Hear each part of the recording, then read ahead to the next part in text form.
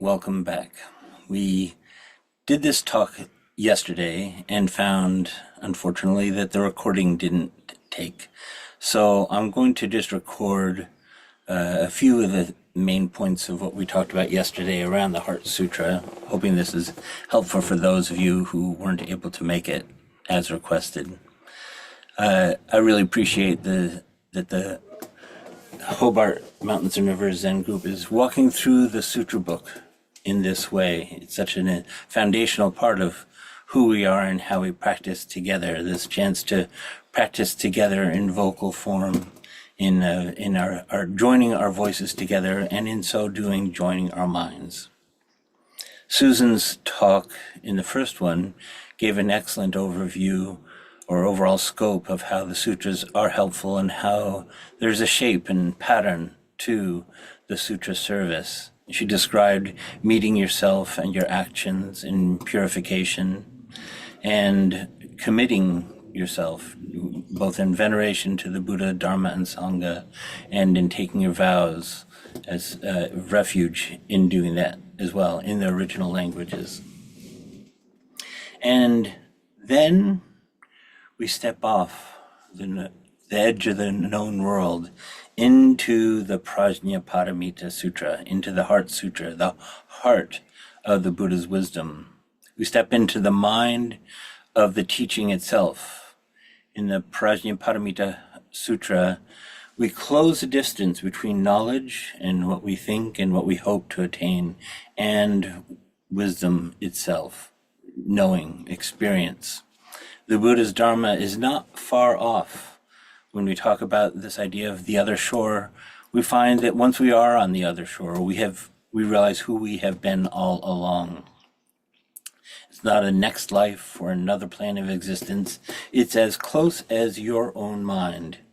Particularly, there is Avalokiteshvara, who steps us through this practice that, far from the focus on the jhanas and the knowledge of the Abhidharma, from the practice of following the practices and rules of the Dharma, there is at the basis of this prajna, knowledge of emptiness, and directly experiencing this. This moment of life is the place of wisdom, is the practice of perfection, and it contains everything. You don't need to get away or turn away from this. It's a deep commitment to your life. It's a deep sense of trusting in moment by moment this experience of being alive. And when you realize this, as the sutra says, it transforms anguish and distress. There is no fear. There is no separation. So it's up to you and me to practice this, to see this, be aware of this. And chanting the Heart Sutra, the Prajnaparamita Sutra, we meet this in this experience of the chanting itself. It transforms our suffering into anguish and distress together. So, looking more closely, the title, Prajnaparamita, prajna means wisdom. It has two parts to the word which we can hear that echoing today into our own language, pre or before, and jna, Jna, which is the same as a root word for gnosis or knowledge, knowing. Before we can say anything that we know about something, there is an essence to this practice about what happens before we bring a concept to what is happening. That before we break things down into concepts, there's experience of life that is vast. It contains everything, and that has a potential, like in quantum physics, that there is a wave of potential that collapses down into a single thing when we observe it. In the same way, we can use that as a metaphor. When you isolate and bring it into concepts, we lose something of the vastness of this experience. And it's not that that is wrong. We need to know what a toothbrush is and who our partner is and how to drive on the left-hand side of the road and so forth. But at the same time, we can be aware that we are both finite and infinite as in our lives. And this is in what Suzuki Roshi described as in the beginner's mind, there are many possibilities. In the expert's mind, there are few. He's pointing to that sense of how we need to bring both our knowing and not knowing to our lives. Paramita means perfection, and we know that there are the perfections of the Buddha, loving kindness, generosity, and so forth. In some ways, it also points to paramita is often described as going to the other shore, that we take up a raft in practicing Buddhism in order to get to the other shore of existence, which is moving away from samsara to nirvana in this formulation. But again, when we arrive at that other shore, what do we realize? We realize who we have been all along. That in actuality, there is no difference between the forms of life and the emptiness of life. Para, one scholar pointed out that the word para, which we use in the final mantra of the Heart Sutra, gate, gate, para samgate, that para means beyond, and the ita in paramita means gone beyond. This scholar notes that paramita is in the feminine form, and so we could say that paramita is she who leads us beyond, which is an interesting way of conceiving of this word paramita. And finally, Prajna Paramita is a goddess, is the name of the goddess who embodies both the wisdom and compassion of the Buddhas, and is actually seen as a source of all the Buddhas as well. If you look at the lineage chart, it winds all the way back from the current day teachers all the way to Gautama, Shakyamuni Buddha, and Gautama emerges from out of an enso, an empty circle, which is Prajna Paramita. So Prajna Paramita is the womb of the Buddhas, the source of Buddhahood, the source of the Dharma. This Heart Sutra, so called named because of the heart of the Buddha's wisdom, the Prajna Paramita Sutra, or in Sino-Japanese, Mahahanya Shingyo. This is the most chanted sutra in all of Zen and the Mahayana. You'll find it in every school of the Mahayana of Buddhism, and yet we don't know where it comes from. There are a few things that we can say that the first translation that we know of was allegedly given to a young monk in its Chinese translation around the year 200 to 250 CE, current era, and it showed up about 150 years later in the 400 CE in another different translation, again into Chinese. We don't know who wrote it. We don't know where it came from. It's written in Sanskrit, or it's given as a translation of the Sanskrit. However, there is some scholarly evidence that it was translated from the Chinese backwards into Sanskrit in order to give it a sense of history and legitimacy in that way. There are two main forms of the sutra, a longer form that is used more in Tibetan Buddhism, which gives a little bit of the pre-story that the monks, it begins, thus have I heard, as in a sutra from that time, and that the monks were all gathered up on Vulture Peak, which is this commonly known peak in India at the time, shaped like the head of a vulture, and the Shakyamuni was giving a great talk to all the monks and nuns and magical beings when he fell into a great sense of Prajna Paramita, Anatara Samyak Sambodhi, into a great silence. And in this version, Shariputra, who was the most respected of all the Buddha's disciples, perhaps he showed up late, perhaps he just asked this question in order to give voice to what was happening, but he asks Avalokiteshvara, the Bodhisattva of compassion, to tell him, how do we practice Prajna Paramita? And Avalokiteshvara's answer is then what we have in our shorter version of the Heart Sutra, and it continues on from there. It is fittingly shown, though, that the great wisdom of the Buddhas only comes into this world through compassion, through Kuan Yin, through Avalokiteshvara, teaching the great wisdom of prajna. Wisdom itself is silent.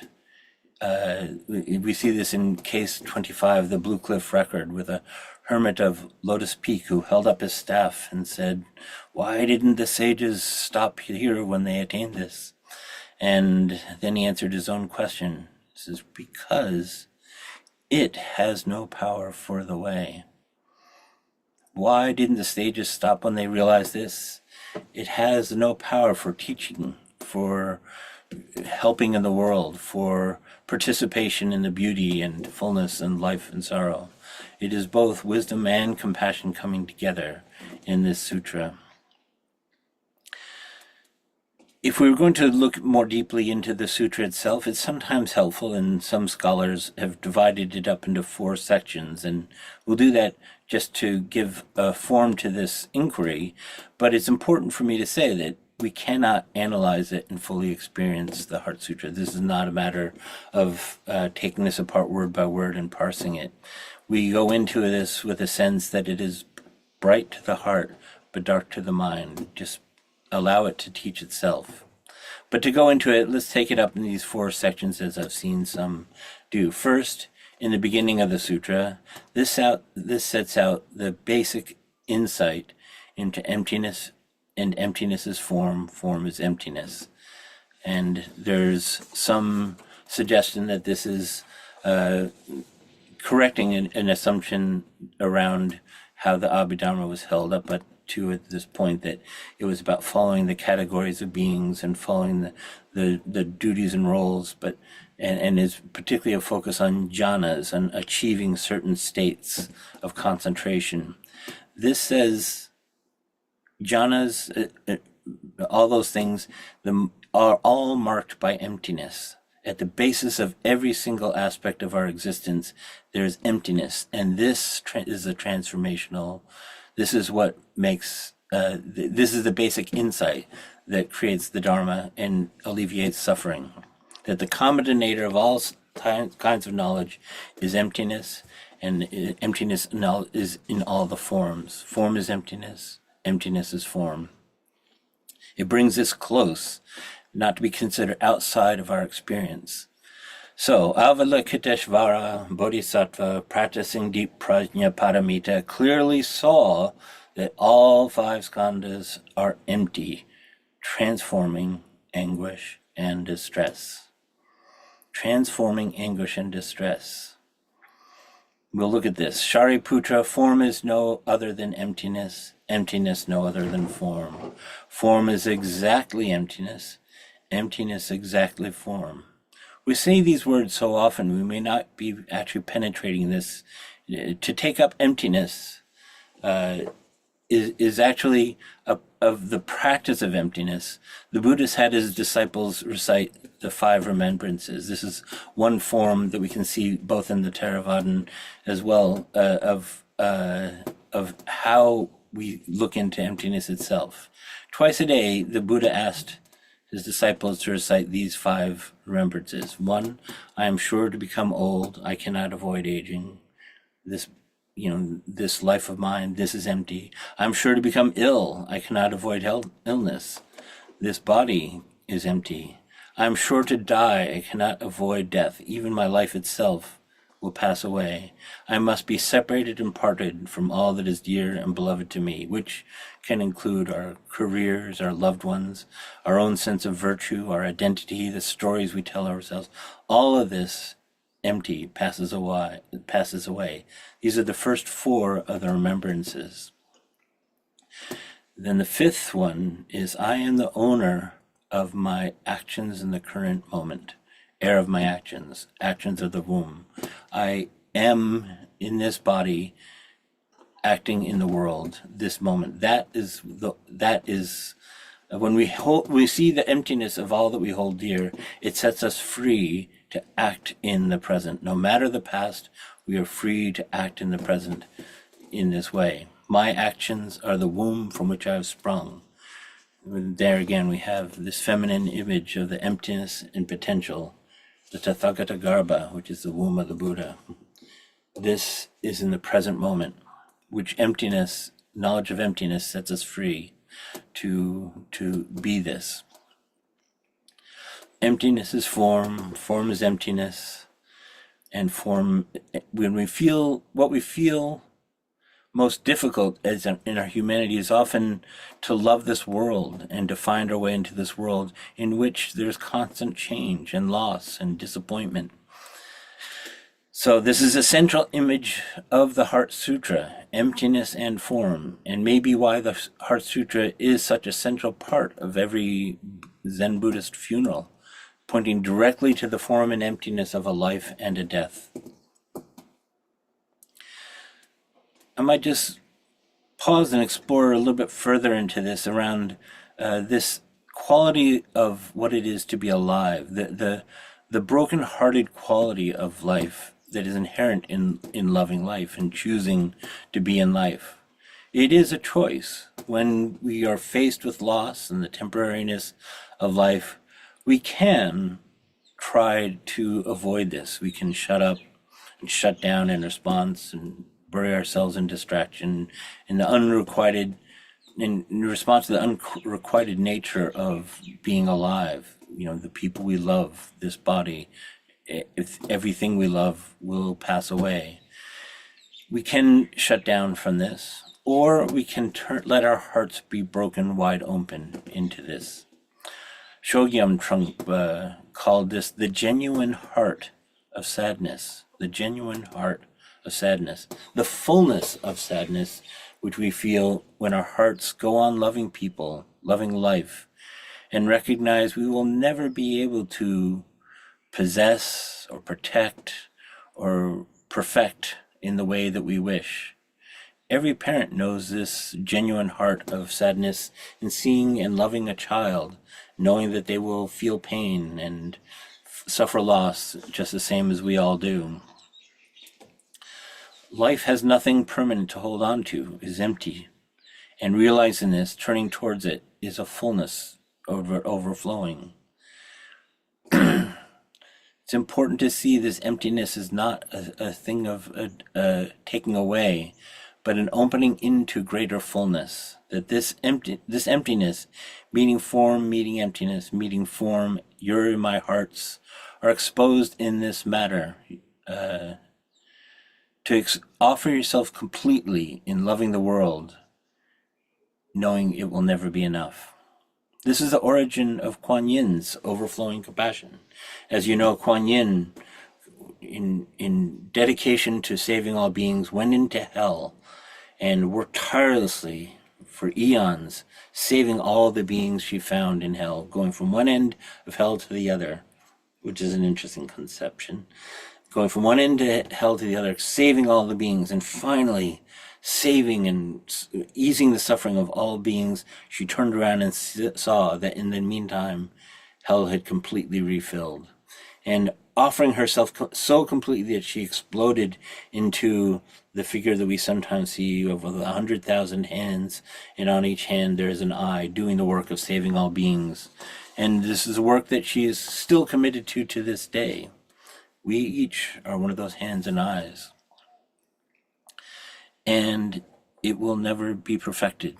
To love is walking through a doorway into the surrender to this fullness, to a life of practice, but without any sense that we will ever be finished or complete.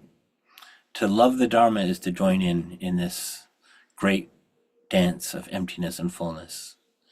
Yun Men put it that every day is a good day. How can this be a good day? Some days are great days, but how about the day that you are diagnosed with cancer?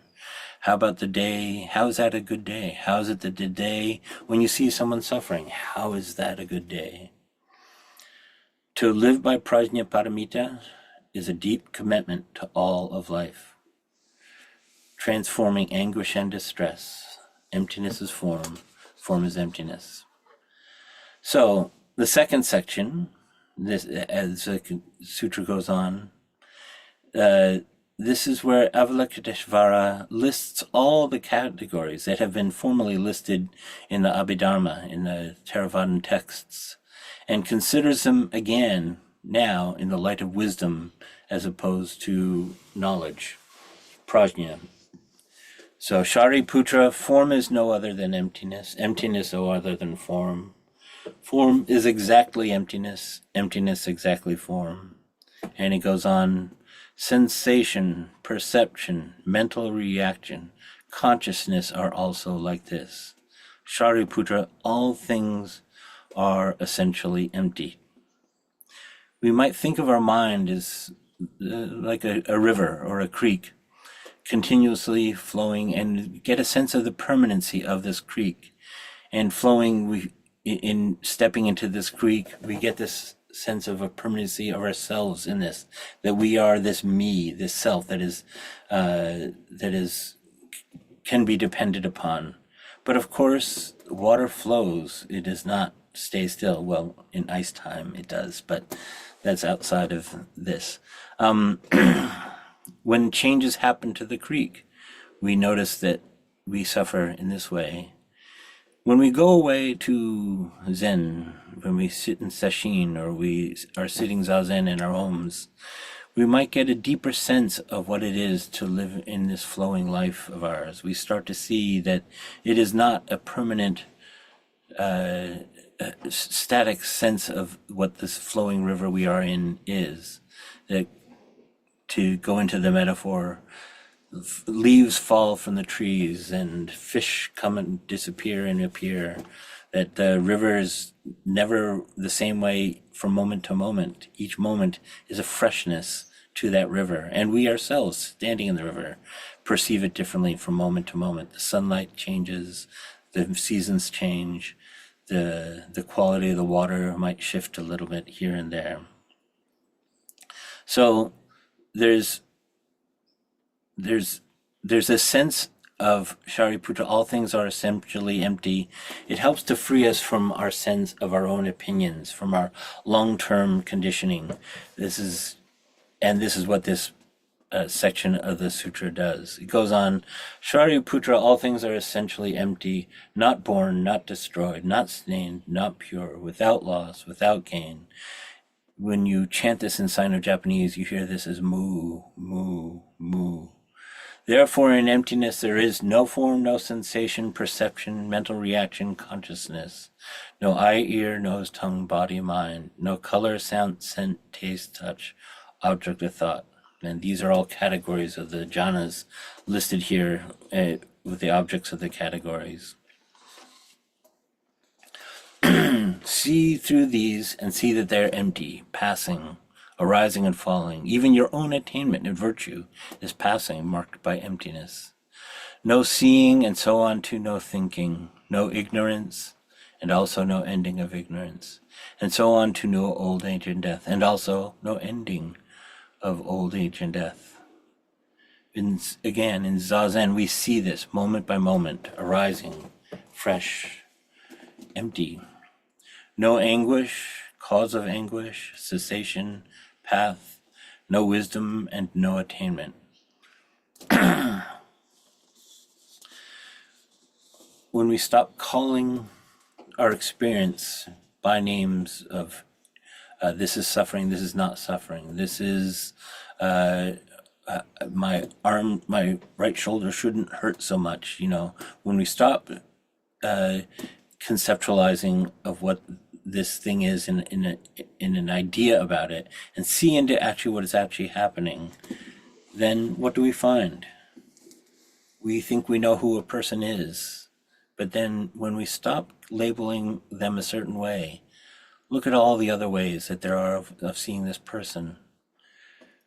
There's a wonderful exercise that I sometimes do. I ask people to label their childhood. What was your childhood like? I had a blank childhood. And feel what that feels like to say that. Now get rid of that blank and just say, I had a childhood, and see how much more possibilities and how much more experience is included in that picture, how much fuller of a picture it is when we get rid of the labels that we add. but also this sense of knowing what things are.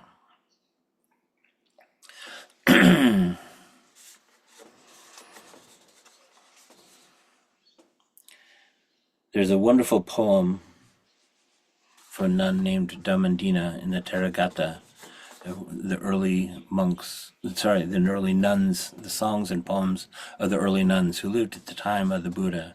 I've quoted this many times. I love this poem so. But she writes, "For so long I thought only of the river's end.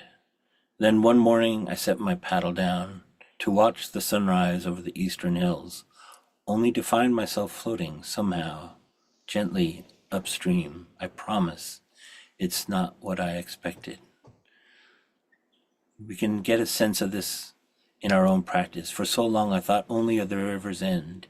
I thought only of trying to achieve something in my practice, of getting to a certain state. But then one morning we set our paddle down. We stop attaining and watch what comes naturally, the sunrise over the eastern hills being the dawn of the new day, only to find myself floating somehow, gently upstream. That somehow is wonderful. Wonder, mystery. I promise, it's not what I expected. So, in the third section of this, now turning to the practice of Prajnaparamita. How do we practice this? Emptiness before knowing. This points to the realization of Buddhahood in Zazen. And since there is nothing to attain, we are simply alive here in the present moment without seeing this. With no hindrance, no separation, this is it. Matsu said, this very mind is Buddha. This very mind? The one that's thinking about lunchtime now, or is feeling restless or anxious? This very mind is Buddha. Commit to being with this experience as it is. And that's where the transformation happens. Ordinary mind is away, said Matsu as well. When there is no separation, there is no fear. There's only the present. We looked at this last session here in Melbourne with Buko and Stop the War, where the Mongols arrived and were about to cut the Zen monk, priest, abbot, cut him in half with a sword. And he said, "Can I just write a death poem?" And they kindly obliged, standing there with the swords raised. And he took out paper and pen and ink, and he wrote this poem. In part of the poem says, "That which you are about to cut down is no more than cutting through the spring wind." And he read this poem to the Mongols, and they heard this, and they put away their swords and said, "Oh, I see." And then they left. You can live. But the point that is, how does it just do this? To have no separation and to be completely in the moment, no fear in that moment. No separation. Over time, living this way, it gradually becomes a default. The sutra goes on, no wisdom and no attainment, since there is nothing to attain. The bodhisattva lives by prajnaparamita. To live by prajnaparamita, to live by that which is wisdom before knowing, with no hindrance in the mind, no hindrance and therefore no fear. Far beyond delusive thinking, right here is nirvana. Attaining this state of balanced awareness where there's no longer a story, an agenda, and we might experience this in a moment of insight or shift in awareness. All Buddhas of past, present, and future live by Prajnaparamita, attaining Anuttara Samyak Sambodhi. Anuttara Samyak Sambodhi is a state of living fully alive, with no place other than that. Again, it's an attainment, but it's very clear, it's no attainment. This is, it translates literally, Anuttara Samyak Sambodhi, as highest proper wisdom of realization. But again, there's no attainment. We realize, has insight to who we have been from the very beginning, our birthright, not separate from this bird call or the taste of a kumquat. There's a wonderful story that happened after of a child eating a kumquat for the first time, and what a vivid experience that would have been. Nothing added to that. You realize who you are when you eat a kumquat for the first time. Emily Dickinson said a beautiful line that to live is so startling. To live is so startling it leaves little time for anything else. Tossing a ball into a swift flowing current.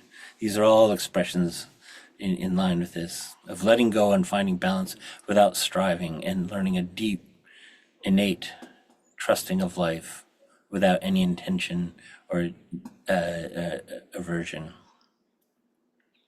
So the final section, now Avalokiteshvara, brings it all together, or rather lets go of all conceptual references.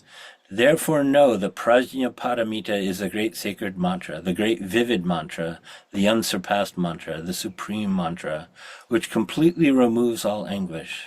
This is truth, not mere formality, which is, the first time I read this, I said, oh, they know what I'm thinking.